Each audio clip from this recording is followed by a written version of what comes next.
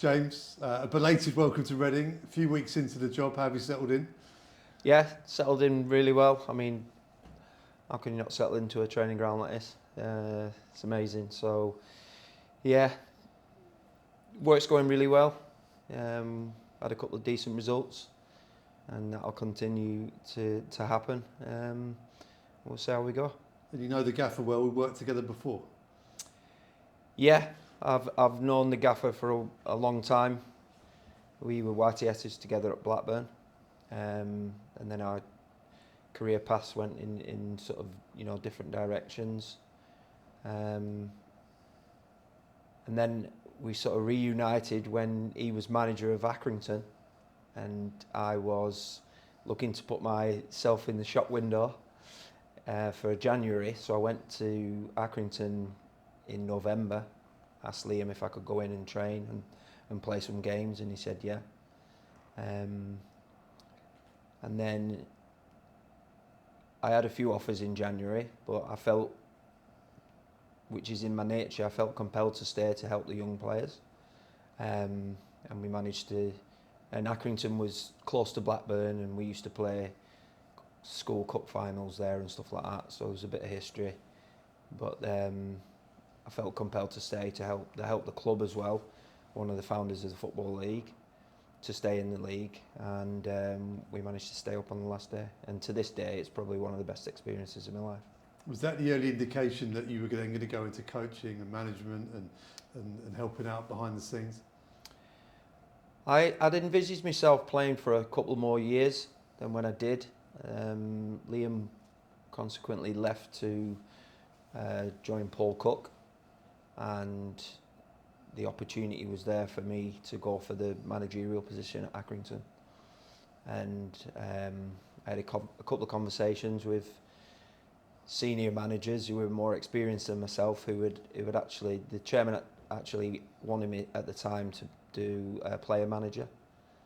So I asked a few more experienced managers than myself who had done that, what was it like, and they said don't do it, because you have a foot in both camps, and it's a lot more difficult.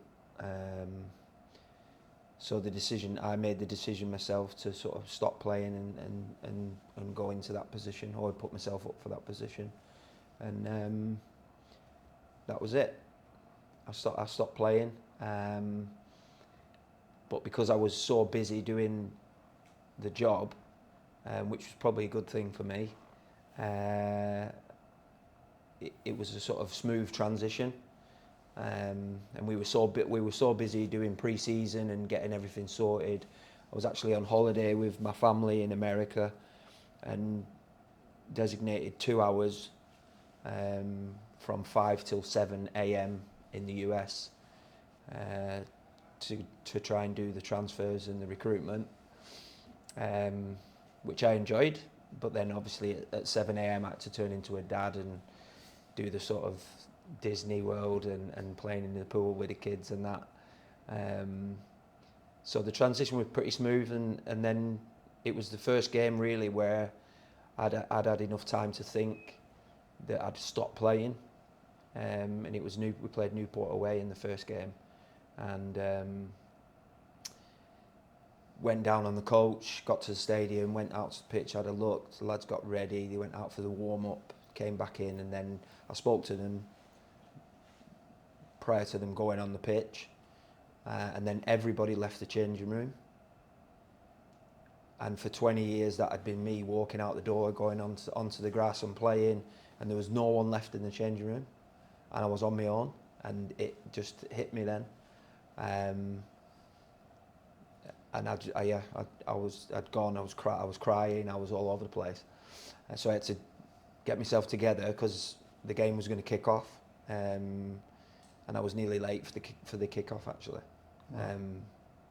But since then I've been working in football, and I know now at this stage of my life that my brain, if I had this much information in my brain when I was 21 or 22, much like a lot of these lads are, then I'd be a much better player.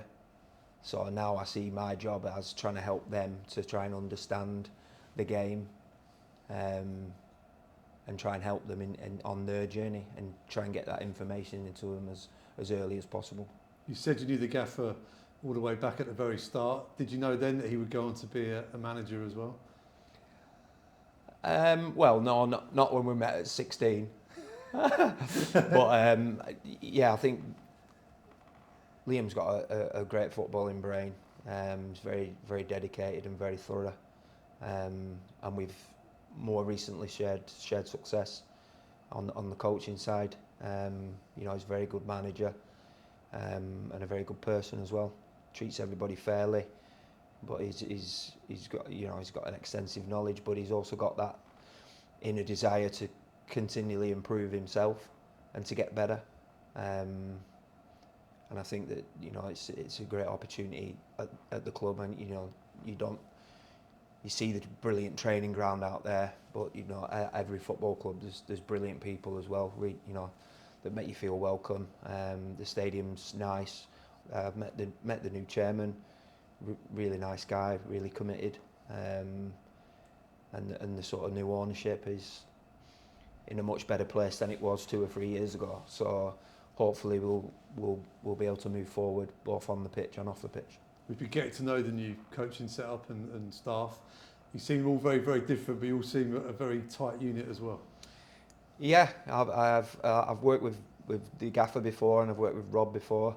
I haven't worked with Danny or Mikel or Rob Shea, the goalie coach.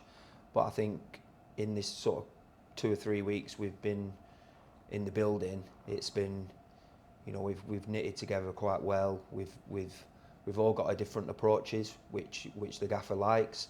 He likes to hear everyone's opinions. He creates that sort of environment where you're sort of free to voice your opinion, and he likes people to disagree with him and challenge him. So it's a really good, you know, I've been impressed with Mikel and Danny, and I think that, yeah, we're shaping up to be a nice team. Now, if I was a young striker, I'd be very excited about the prospect of working with a player of your pedigree and history as well. So is it just the strikers you're focusing on, and do you right across the positions? I have my sort of input on the team. However, my career and sort of past record in coaching players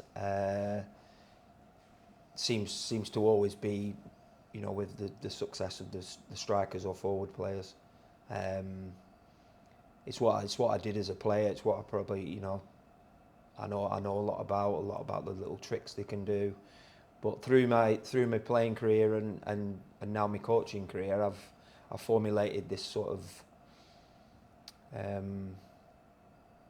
what do you call it? Method? Yeah, a bit of a methodology to sort of coach the strikers. Involves various things. Obviously, I'm not going to divulge them to you, but I wouldn't understand it. It's fine. Yeah, but it's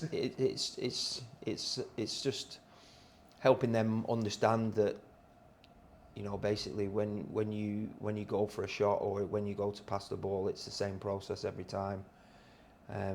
It's just making sure that process which you practice is correct, and then throw the variables in like games would do, and getting them used to hitting the net, but also trying to help them deal with life as a teenager or early 20s young man in today's world. But I think the principles of football will never change. Trends within the game will do, but the principles of, you know, will never change. As a striker, how important is the psychology of it? Because confidence is key, I guess, in front of goal.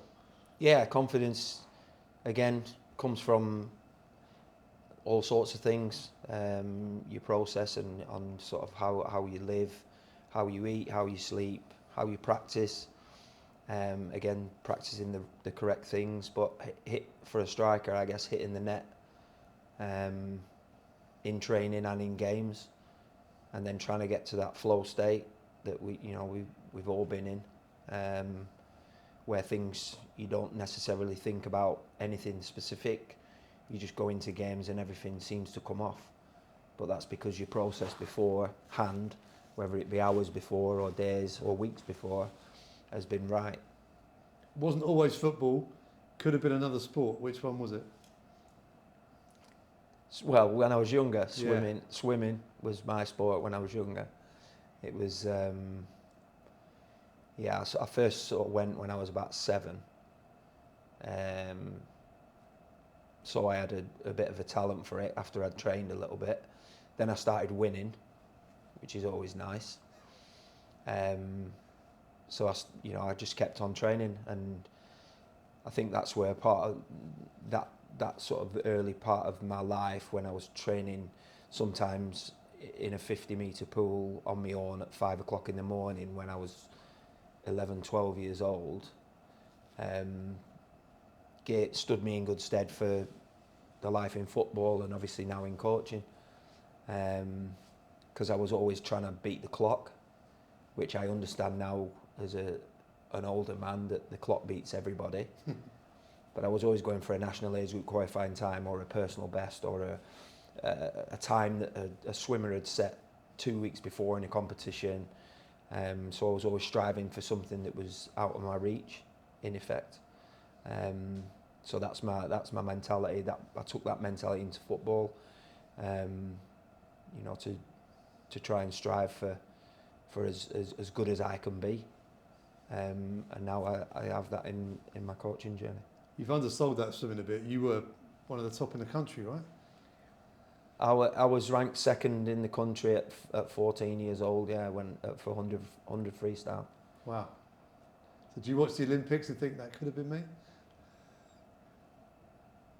You did all right otherwise, so it's fine. Yeah, I read a lot actually about other sports, GB sports and stuff like that, and they're massively underfunded. And going into football, I knew I was behind. So again, that mentality proved to be really good for me, because technically I was way behind any sort of lads at 16 that had been in academies and stuff like that.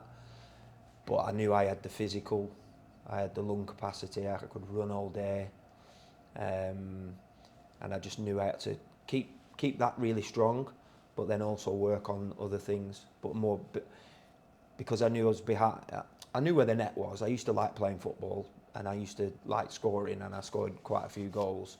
But that was just like bashing people out of the way, and which I took him to football a little bit actually, but it's not that simple. It's a bit more complex than that in the pro game. But like I say, I knew I was behind in certain aspects, so I set my mind on working really hard on them, and again seeing how good I could be with the attributes that I had, and like you say, I did okay. Good stuff. Well, great to have you with us at Reading. And long may that winning mentality continue. Yep.